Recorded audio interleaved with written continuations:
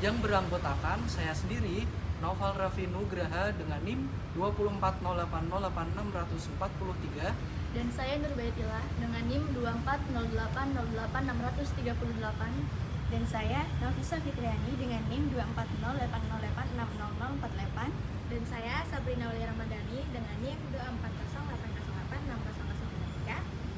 Pada video kali ini kami akan mewawancarai Ibu Naifah yang bertemakan tentang pandangan Islam terhadap perkembangan ilmu pengetahuan.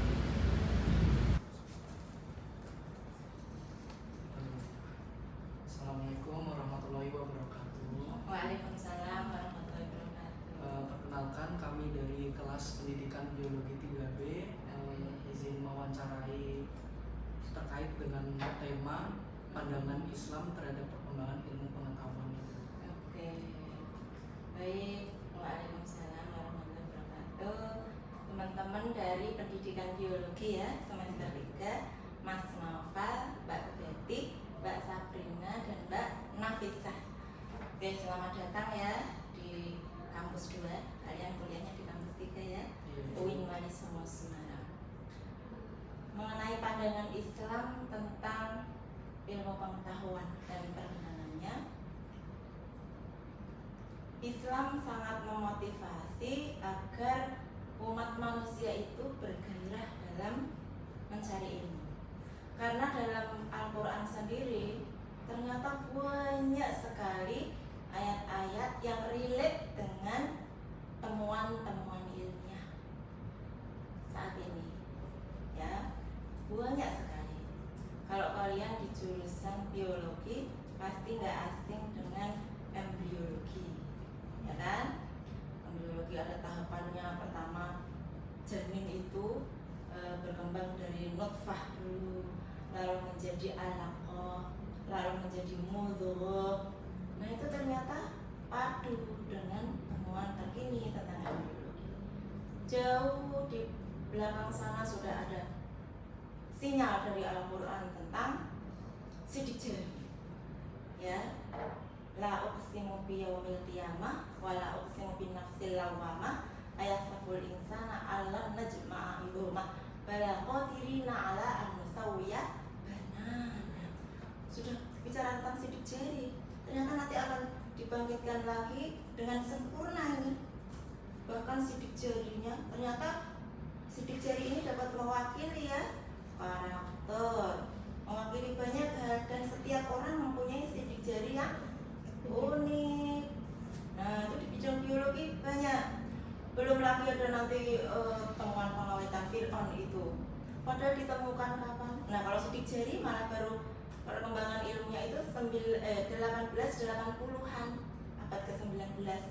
Padahal di Quran itu sudah ada sekian ratus tahun yang lalu. Siapa yang ngajari ya? Ternyata itu wahyu. Fir'aun juga baru ditemukan. Padahal sejak zaman Nabi Musa. Ternyata di Al-Quran sudah ada al-yawma nunajjika bi badanika litakuna liman khalfaka ayat. Hari ini aku selamatkan kamu sak badan-badan agar dapat jadi pertanda bagi orang-orang pengganti, orang-orang penerusmu, manusia-manusia yang datang kemudian. Padahal baru ditemukan sekarang. Kok sudah bunyi ayatnya bahwa Fir'aun akan ditemukan. Seperti ini toh wajahnya orang yang mengaku Tuhan, sang penentang, Rasul, ya, banyak sekali di bidang biologi. Wajahnya mengamai kulla syai'in hayy, segala yang hidup dibangun dari air, ya. Penciptaan bumi ini 3,8 miliar yang lalu. Kalau penciptaan alam semesta kan sekian belas ya miliar tahun yang lalu. Tapi kalau penciptaan bumi terbentuk ini 3 sekian miliar tahun yang lalu, itu pun dari partikel-partikel air. Kalian terbentuk menjadi manusia, janin juga dari air. Nutfah kan terbentuk dari ovum dan sperma, ya. Ovum dan sperma kan menjadi zigot toh. Nah, itu juga dimulai dari sperma dulu, air, ya.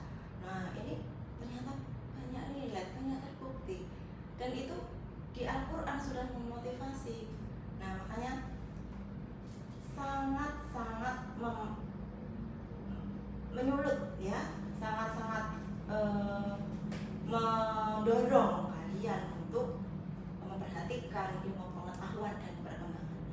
Di Al-Quran juga ada ayat khusus, inna fi khalqis samawati wal ardi wa ikhtilafil laili wan nahari la ayatil liulil albab. Ya, kamu tuh diseru biar jadi ulul albab. Ulul albab tuh yang kayak gimana? Alladzina yadhkurunallaha qiyaman wa qu'udan wa 'ala junubihim wa yatafakkaruna fi khalqis samawati wal ardi. Jadi yang menggabungkan zikir dan pikir, penelitian dan wahyu atau inspirasi, ya. Terus bisa menyimpulkan Rabbana ma khalaqta hadza batila subhanaka faqina adzabannar. Akhirnya bisa menyimpulkan, ya Tuhan, apapun yang Panjenengan ciptakan ternyata semua bermanfaat. Disuruh eksplorasi, yang diciptakan pasti ada gunanya, pasti bermanfaat untuk kehidupan umat manusia. Jadi sangat relate, sangat memotivasi, sangat mengejar kalian untuk mendalami ilmu pengetahuan. Gitu. Ya.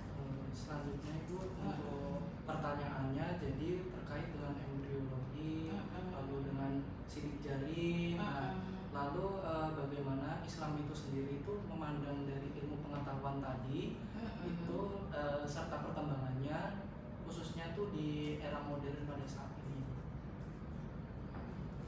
Oke, berarti ini lebih berkembang lagi ya. Iya.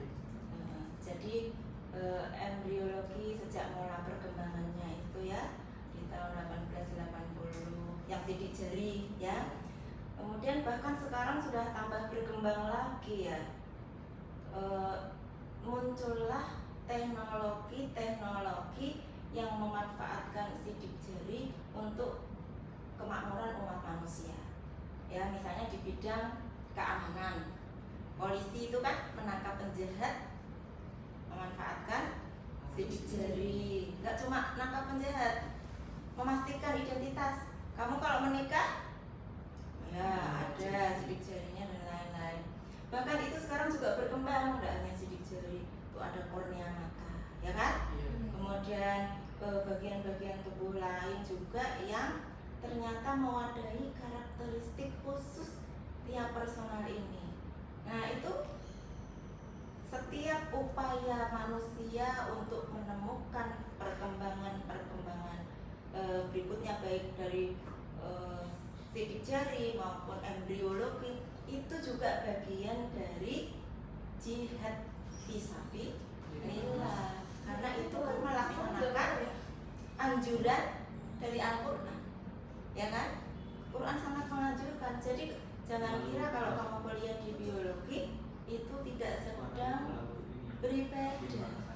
Kamu sedang beribadah, melanjutkan penelitian embriologi, melanjutkan penelitian sidik jari dan berbagai variannya yang lain, sedang melaksanakan anjuran Al-Quran.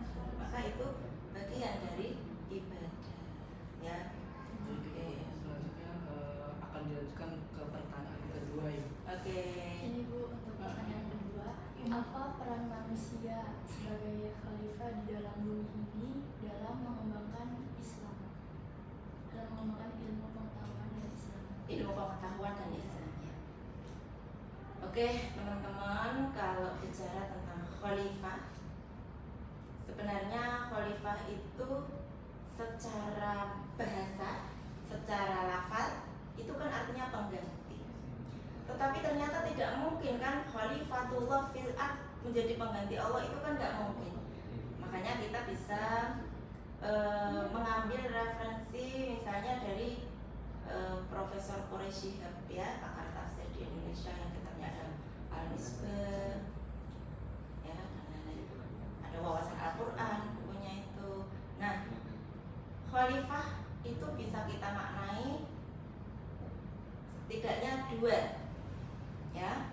Yang satu, khalifah dalam arti wakil Allah. Dua, dalam arti pemimpin kehidupan di bumi. Yang pertama, wakil Allah dalam hal pertama mengenali potensi semua yang ada di bumi, di kauniyah ini, di dikenali potensinya. Besi buat apa sih? Batu buat apa sih? Ya, tanaman ini buat apa sih?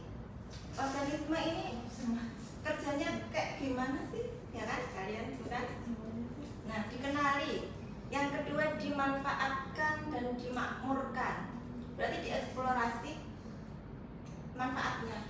Buat apanya itu? Kandungannya sehingga nanti bisa memanfaatkannya, ya kan? Sama yang ketiga itu melestarikannya. Jadi khalifatullah fil ard yang makna penggantinya tadi digeser menjadi wakil Allah untuk mengelola bumi, itu fungsi utamanya tiga tadi, ya, mengenali potensi segala yang ada di bumi, memakmurkannya maksudnya memanfaatkannya untuk kesejahteraan umat manusia. Yang ketiga, melestarikannya, karena kita dilarang la tufsidu fil ard, haram merusak bumi, menghentikan potensi-potensi keberlangsungan kehidupan. Nah itu makanya kita wajib terus dalam melestarikan. Makanya P5 PPRA ya, ada hidup berkelanjutan toh, ya kan? Nah itu bagian dari upaya mendorong kalian menjadi khalifah fil ard yang punya tanggung jawab untuk melestarikan bumi. Ya, tiga itu. Nah, yang satu lagi khalifah dalam artian pimpinan politik atau pemegang kekuasaan atau pimpinan, pokoknya pimpinan agama juga boleh. Dalam hal ini dulu kita punya khulafaur rasyidin ya, khalifah-khalifah yang terbimbing. Ada Abu Bakar, itu khalifatul Rasulillah, pengganti Rasulullah ya, pimpinan agama maupun pemerintah. Nah, dua itu ya. Sedangkan ini yang relate dengan pertanyaan kalian, tentunya yang pertama ya, bisa juga digabung kedua-duanya. Berarti fungsi khalifah dalam arti wakil Allah untuk mengelola bumi, ditambah fungsi pemimpin untuk memimpin bumi menuju kemaslahatan umat manusia. Nah, itu khalifah ya. Oke. Untuk pertanyaan yang selanjutnya adalah bagaimana integrasi antara ilmu agama dan ilmu menurut Islam? Oke, terima kasih. Ini Mbak Sabrina ya. Bagus sekali pertanyaannya. Untuk mengintegrasikan, alhamdulillah kita terbantu sekali ya, karena kuliah di UIN Wali Songo punya jargon apa? Unity of Sciences, kesatuan ilmu pengetahuan. Maksudnya tuh gimana? Berarti aneka macam cabang ilmu pengetahuan itu sebenarnya satu sumber, satu pemanfaatan, satu tujuan. Sumbernya dari Tuhan, pemanfaatannya untuk sebesar-besarnya kemakmuran umat manusia, tujuannya untuk kembali kepada Tuhan, mempertanggungjawabkan yang diberikan itu, pengelolaannya gimana, amanahnya gimana, kembali kepada Tuhan. Jadi integrasi itu artinya tidak ada dikotomi antara ilmu dunia maupun ilmu akhirat ya. Jangan dikira biologi itu ilmu kafir, fikih ilmu Islam, itu tidak benar. Biologi juga sumber inspirasinya dari Allah. Makanya untuk mengintegrasikan, tadi di awal Bunda sudah memberi saran ya, hendaknya kita menggabungkan antara zikir dan fikir. Jadi ketika meneliti biologi, kita juga yakin bahwa itu bagian dari mempelajari apa yang diberikan Tuhan pada manusia. Kalian jujur saja, kalau meneliti apapun dengan cermat, pasti, Bunda bilang pasti ya, gak ada hasil apapun kecuali mengantarkan kalian pada Tuhan. Tidak percaya? Nah, kita ambil contoh ya. Misalnya Ibrahim waktu mencari Tuhan, ya kan, lihat matahari, aduh ini pasti Tuhan, soalnya lihat bintang, kok terang ya, yang lainnya gelap, ini pasti Tuhan. Ketika bintangnya pagi-pagi hilang, kan Ibrahim, aduh kok hilang, masa Tuhan ngilang, ya cari lagi malam, lihat bulan, ya lihat bulan, ini pasti Tuhan karena lebih terang daripada yang bintang kemarin. Kan paradigma bumi ya, padahal sebenarnya terang bintang ya, kan bintang memancarkan cahayanya sendiri, sedangkan bulan itu cuma satelitnya planet. Planet benda gelap yang memantulkan cahaya saja dari bintang, ya. Paradigmanya Ibrahim waktu itu, ini lebih besar bulan, pasti ini Tuhan. Tapi ketika bulan juga pagi-pagi hilang ya, wah, tidak benar ini. Dia kok hilang juga. Aku akan berjuang lagi, nyari lagi. Akhirnya siang-siang Ibrahim melihat apa pagi-pagi? Matahari toh. Wah, ini pasti Tuhan. Karena ini lebih terang dan lebih besar ya matahari ya. Tapi ketika diperhatikan ternyata matahari terbenam juga. Akhirnya dia pun menyerah setelah menyelidiki fenomena alam, ya, diselidiki fenomena alam. Ternyata kok semuanya akhirnya ada rute, ada siklusnya, ada perputarannya, ada ketertibannya, muncul keluar, ketok lagi, ya. Setengah tahun berganti musim, pagi berganti siang. Dan ini kok semuanya malah kayak tunduk pada satu aturan. Gak mungkin lah yang tunduk itu Tuhan, pasti ada yang ngatur mereka. Akhirnya Ibrahim karena memperhatikan fenomena alam, akhirnya menemukan Tuhan. Kalau bukan karena hidayahmu, aku pasti tersesat, katanya. Nah, akhirnya Ibrahim pun mendapat petunjuk dari Tuhan dan dia menemukan Tuhan, ya. Kalian mau meneliti apapun pasti ketangguh, ujung-ujungnya ketemu Tuhan, pasti. DNA, RNA, gimana bentuknya? Teratur, seperti rantai, teratur ya, teratur. Masa benda alam kok, benda yang nggak diatur, nggak dicipta kok, kan random harusnya. Tapi itu kenapa bisa tertib sekali? Pasti ada yang ngatur, ada yang nyipta. Baik, menemukan itu pasti kamu akan terpengung-pengung dengan kebesaran Tuhan, ya. Begitu pula molekul air waktu diteliti oleh siapa itu? Profesor dari Jepang, Masaru Emoto, ya, Masaru Emoto, ya kan? Bahwa partikel air itu ternyata bisa merekam pesan, ya, bisa merekam pesan. Coba kamu letakkan air di kelasmu, kamu ngomong yang jelek-jelek, miso ya. Terus di kelas yang lain lagi, kamu coba ngomong yang baik, bahagia, gembira, nyanyi, ya, ngaji, dan seterusnya. Ternyata mempengaruhi partikelnya. Ternyata dua air itu merekam dengan hasil berbeda. Yang satu cepat membusuk, yang satu bening dan segar lebih lama. Baru diteliti air oleh Masaru Emoto. Ternyata dulu Nabi juga sudah menggunakannya. Dulu kan Nabi kadang mendoakan orang lewat air. Coba lihat kiai-kiai kuno Indonesia. Suka kalau kamu adikmu sakit ya, kiainya doa Alhamdulillahirrahmanirrahim, Bismillahirrahmanirrahim, min kulli syai'in yu'dzika, Allahu yashfika, ditiup. Itu ada sugesti, ada doa yang ditiupkan untuk mengubah partikel air. Nah, airnya merekam, diminumkan, akhirnya berefek. Nah, menemukan Tuhan lagi. Mosok banyu ketok biasa aja, jebule partikelnya teratur, bisa merekam. Kamu terheran lagi dengan kebesaran Tuhan, ya. Belum ada stomata, belum lagi elektron, ion.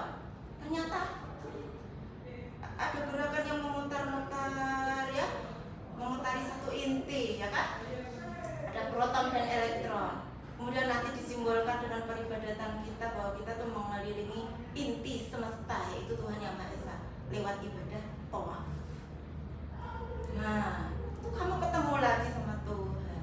Kamu itu nggak bisa kemana-mana kalau mau jadi peneliti yang sebenarnya. pasti kamu akan dibuka lagi hijabmu dengan Tuhan. Jadi yang membedakan ilmu itu religius atau tidak hanya pada pemanfaatan. Ilmu yang mengantarmu kepada Tuhan, mengantarmu pada kedekatan kepada Tuhan, itu namanya ilmu religius.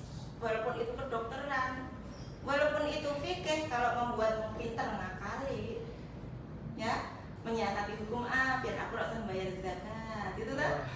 Nah, aku mau ngakali gini biar sholatnya sidito, gitu tuh. Pak jamaah padahal menurut jamaah, ya. Itu juga namanya ilmu yang menjauhkanmu dari Tuhan, namanya hijab. Ilmu yang membuatmu mendekati Tuhan namanya cahaya. Ilmu yang membuatmu jauh dari Tuhan namanya hijab. Jadi dikotominya hanya ada pada pemanfaatan.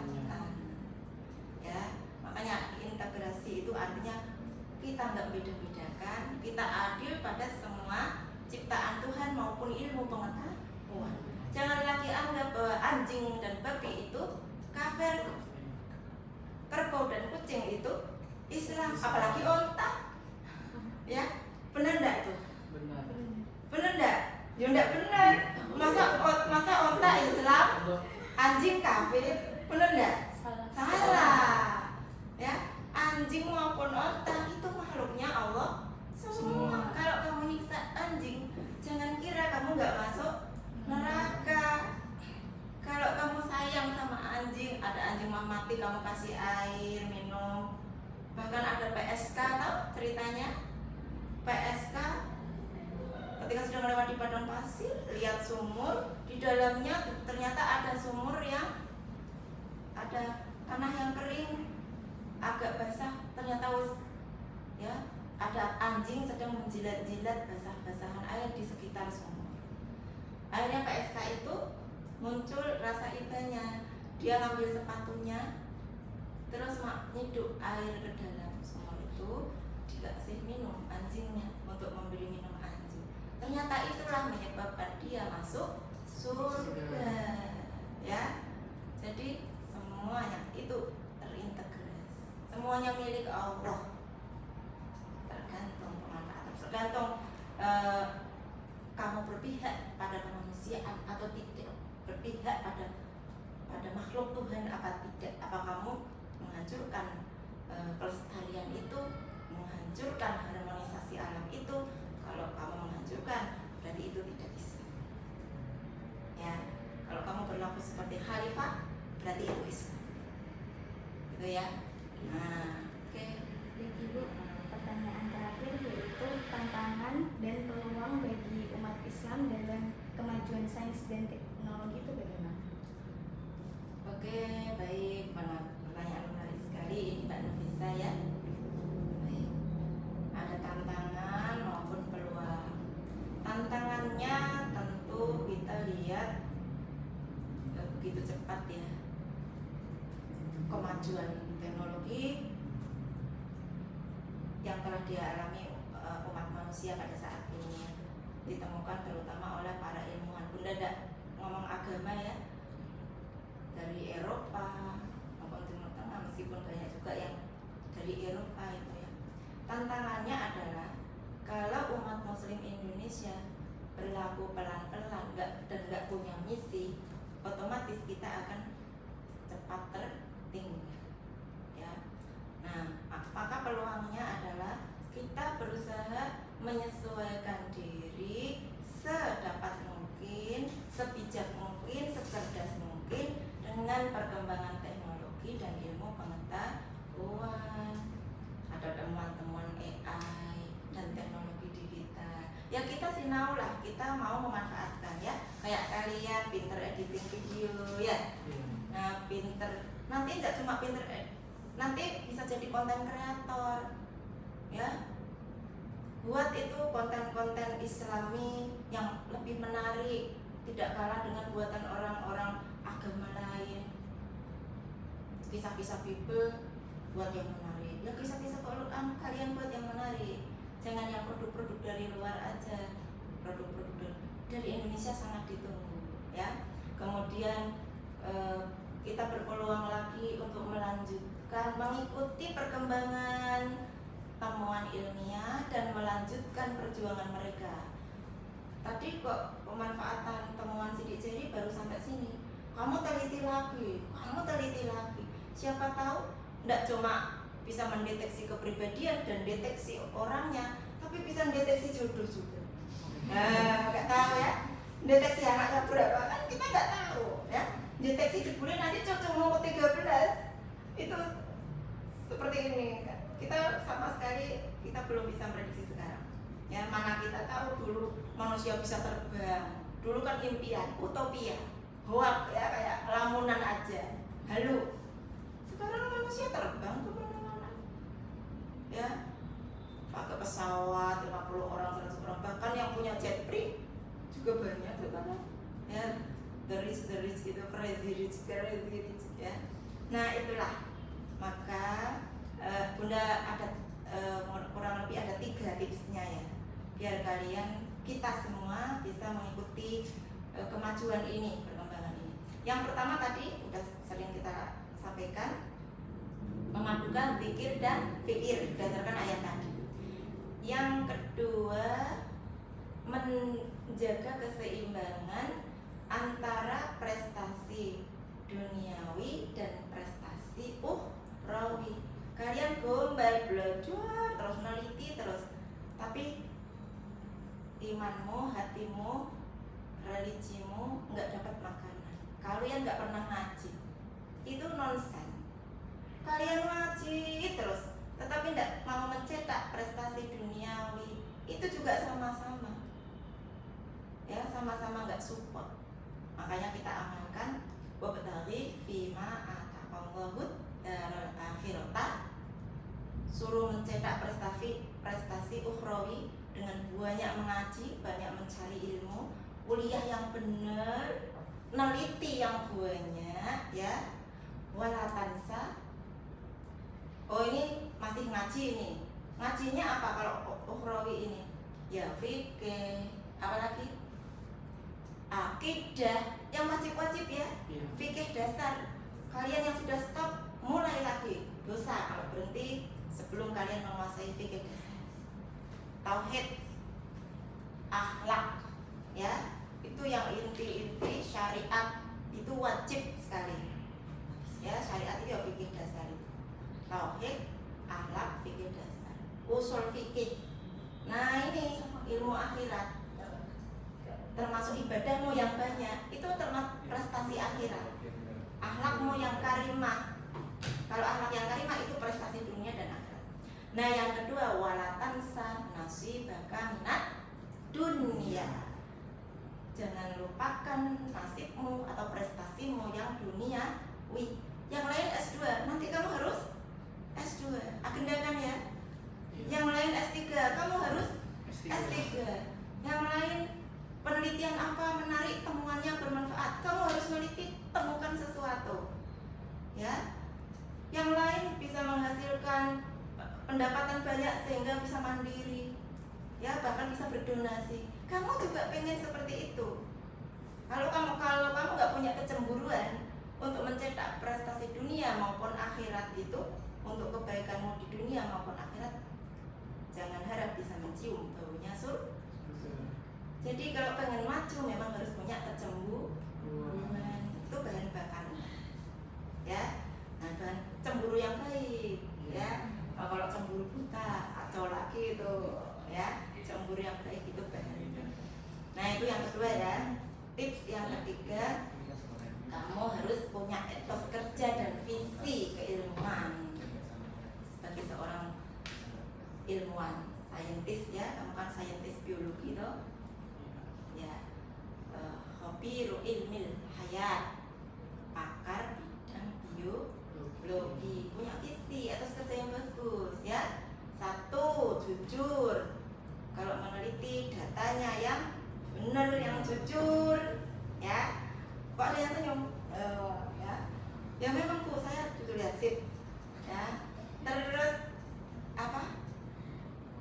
Konsisten atau disiplin ya. harus konsisten. Pak gendakan sendiri.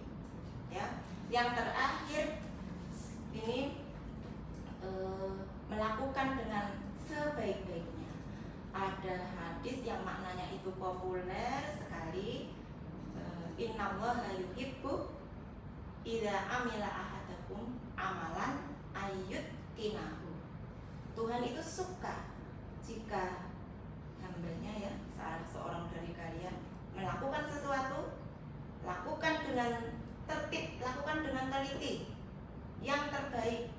Bahkan kalau misalnya dalam dunia hafalan Al-Quran, hafalan yang mungkin itu artinya nggak cuma udah setor 30 juz, itu belum apa-apa. Murut juga, teruskan berhenti sampai kuat, sampai kokoh, sampai teliti. Dalam halamannya itu sedikit kesalahan. Atqona yutqinu itqonan, ya artinya teliti, bagus, sempurna. Jadi Kak, Tuhan tuh suka kalau kamu nelitinya beneran, nyajikannya yang terbaik. Nah itu seorang saintis wajib seperti itu, ya. Nah untuk memudahkanmu, kalian interaksilah dengan jurnal-jurnal bereputasi, melatih kamu untuk itkon, jadi peneliti, menyajikan yang terbaik. Soalnya kalau sajian datamu dan pengolahanmu kurang baik kan nggak tembus di jurnal bereputasi, ya. Ada yang terindeks Scopus, terindeks BOS dan lain-lain. Itu bagian dari alat yang bisa kita manfaatkan. Kalau di Indonesia ada Sinta 2, Sinta 1, ya. Ya, walaupun tidak semuanya, walaupun tidak cuma itu, tapi itu bisa buat kita latihan. Begitu ya, semoga bermanfaat bincang kita sore ini. Oke. Terima kasih Bu atas pertemuan wawancara pada sore hari ini. Iya. Mohon maaf apabila terdapat salah kata dari Tidak ada salah kata. Sekian dari kami. Wassalamualaikum warahmatullahi wabarakatuh. Waalaikumsalam warahmatullahi wabarakatuh. Terima kasih. Dari hasil wawancara, beliau menegaskan bahwa perkembangan ilmu pengetahuan termasuk biologi, embriologi, dan penelitian mengenai sidik jari merupakan bagian dari ibadah karena sejalan dengan perintah Al-Quran untuk mengenali, memanfaatkan, dan menjaga potensi bumi sebagai khalifah Allah. Ilmu tidak dapat dipisahkan antara dunia dan akhirat karena keduanya bersumber dari Tuhan, dimanfaatkan untuk kemaslahatan manusia, dan kelak dipertanggungjawabkan di hadapannya. Dengan begitu, mempelajari sains bukanlah berjarak dari keimanan, justru menjadi wujud pengabdian melalui pengelolaan alam dengan bijak agar tidak merusak keberlangsungan hidup. Tantangan generasi muslim saat ini adalah bergerak mengikuti perkembangan teknologi dan memanfaatkannya secara produktif agar dapat berperan aktif, kreatif, dan memberikan kemajuan bagi umat serta lingkungan sesuai amanah sebagai khalifah di bumi.